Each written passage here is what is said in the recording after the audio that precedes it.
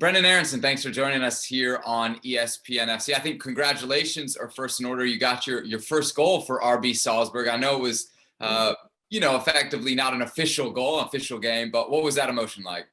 No, I mean, thanks for having me, first of all. And it was a great feeling. I think that coming to a team and just wanting to prove yourself out first and just get the respect of your teammates is always a big thing. And I think that goal and assist and the way that we played, I think that helps a lot. We hear a lot of times, even back in the day from the Americans that kind of first went over to Europe in the 90s, about what it's like to kind of try and hack your way through European football. As an American arriving in 2020, 21 now, what is it like being an American in European football? I think that I think it's normal. I feel like any person that comes in, I think it's just for me, it's a new, time in my life because I'm not used to not being at home with my family. I'm coming back home and I don't really have anybody right now. So that's definitely different, the little loneliness part of it. And I think when you come at first, you don't speak the language. So you're kind of speaking in English and that's not their first language. And I think that's always tough. But I think everybody here has been great with me, just kind of coming into the team, doing the best they can, talking with in English, having an English translator. So I think everything it's gone so well so far. Talk to me a little bit about the language. What are you doing to learn Austrian? You taking classes and stuff? Yeah, so I'm taking, I already took 3 classes here. I took 8 weeks of classes before I left to come here. So I know a good amount, I can make out what the coach with Jesse's saying sometimes in Deutsch and what some of the players are sometimes, the little basics, but it's still coming along. It's a difficult language. You mentioned the loneliness. What else about life is kind of different from what you experienced when you were in Philadelphia, when you were home? Yeah, I think that there's also a time change that's always pretty difficult too. When right now it's early in the morning in America, so it's a little different, and that's kind of tough. And I don't get to talk to anybody for I'd probably say 10 hours, so that's always kind of tough. But for me, I'm focused on soccer right now, and I think that's what's kind of taken up my entire mind, and that's something that's great, and it helps me with everything. And I'm just really focusing to try and do whatever I can for this team right now. Let's go to the decision, how you finally end up at RB Salzburg. Were there other options when you were thinking about kind of your move to Europe?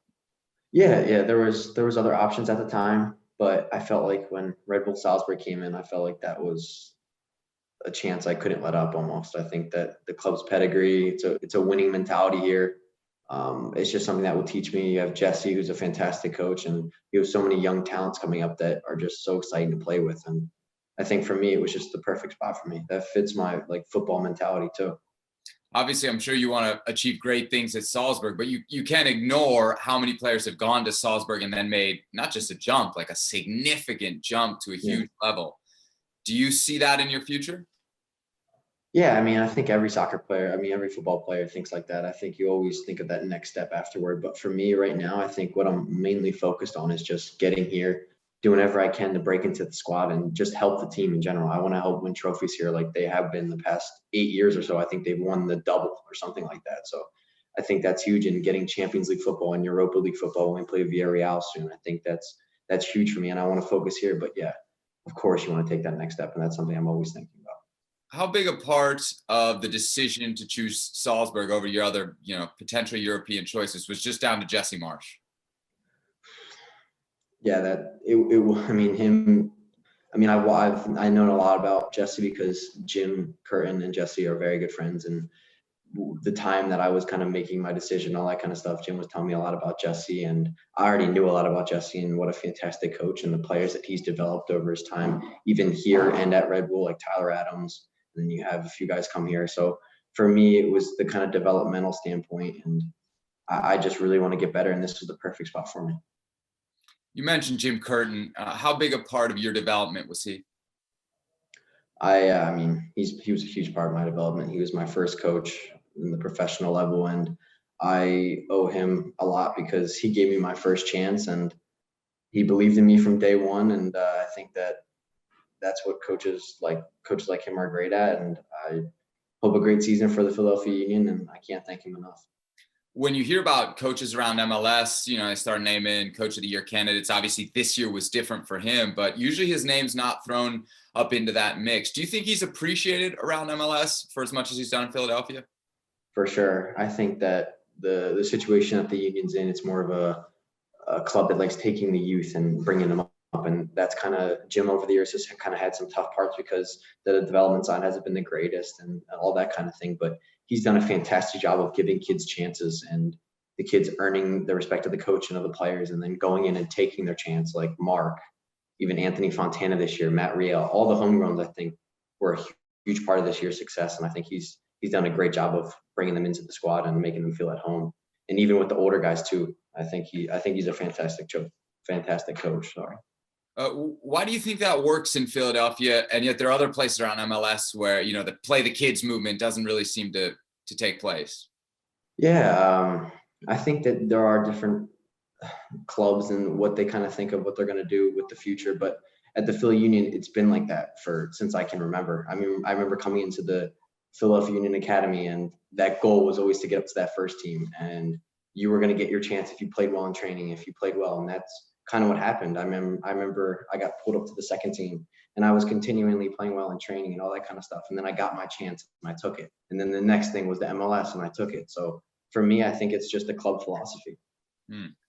I have a quote from a previous interview that you did that kind of, a couple things jumped out at me. And one of the things you said is, I think the earlier you get over to Europe, the better you can develop.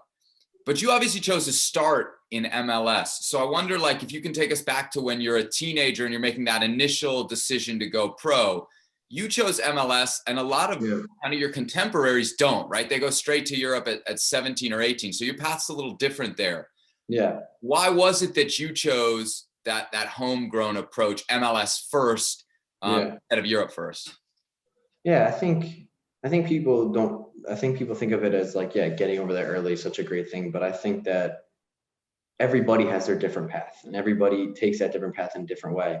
And for me, I felt like I needed to be in a club where I was, and I believed in philosophy, and I believed that I would do well. And I just believed in the coach, and that was something that really benefited me. And I think that once I got in my first year, I started playing right off the bat, and that's something that really benefited me. And every player's got a different situation, and everybody's got a different path, even going to college. But it really doesn't matter in the long run, I don't think. Another thing you said in that interview was that Europe would challenge you more. Have you found that to be the case? Just straight up like level of play?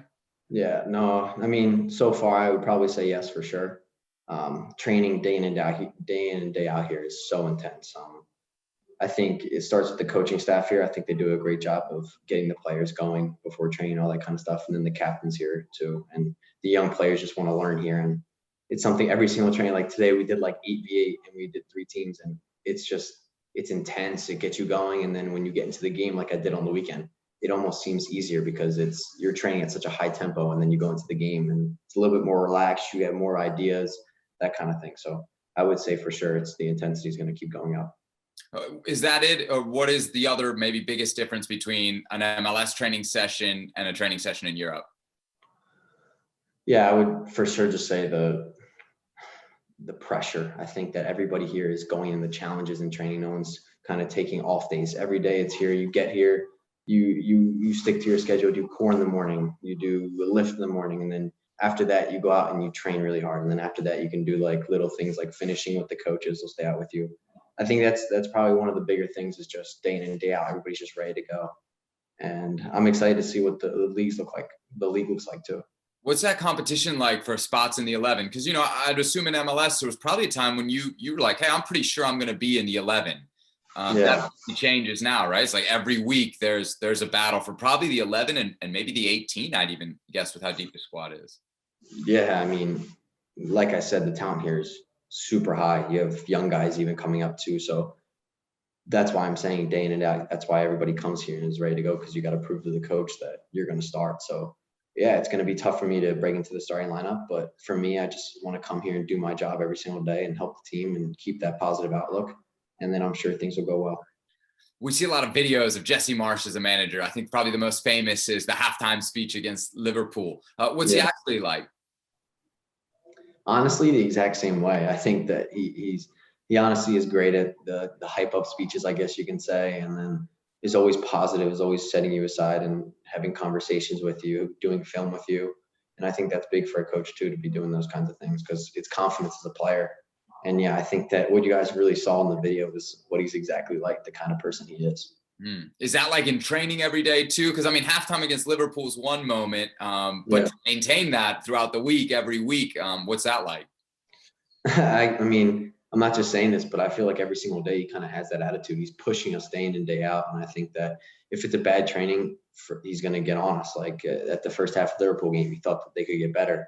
And I think that's what he does here day in and day out. And of course, some days he's not as hard, but that's just the kind of person he is. He's a competitor.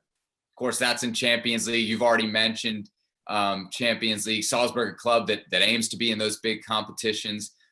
Do you guys talk about Champions League and maybe not winning it, but like the noise that you can make in it? Or is it still kind of early for you to be having those discussions? I realize I say that to you now, and maybe those aren't the conversations you're having with your teammates yet.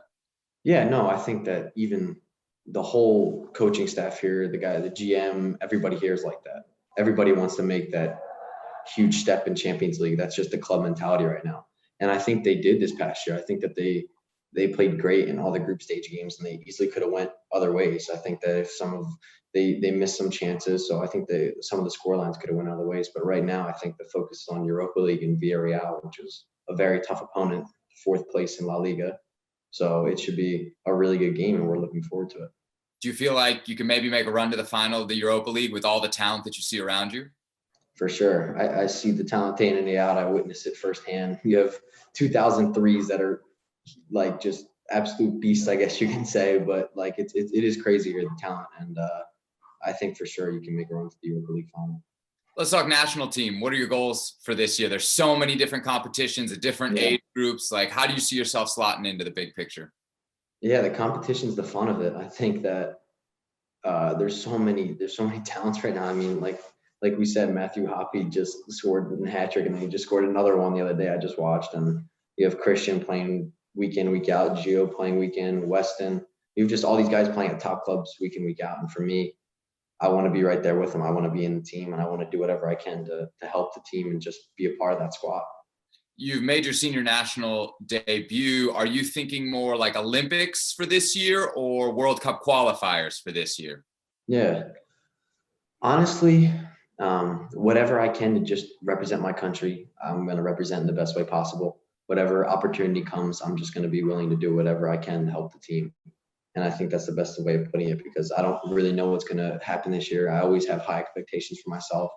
But for me, it's just kind of going day in and day out, working hard. And then when that opportunity comes, taking it.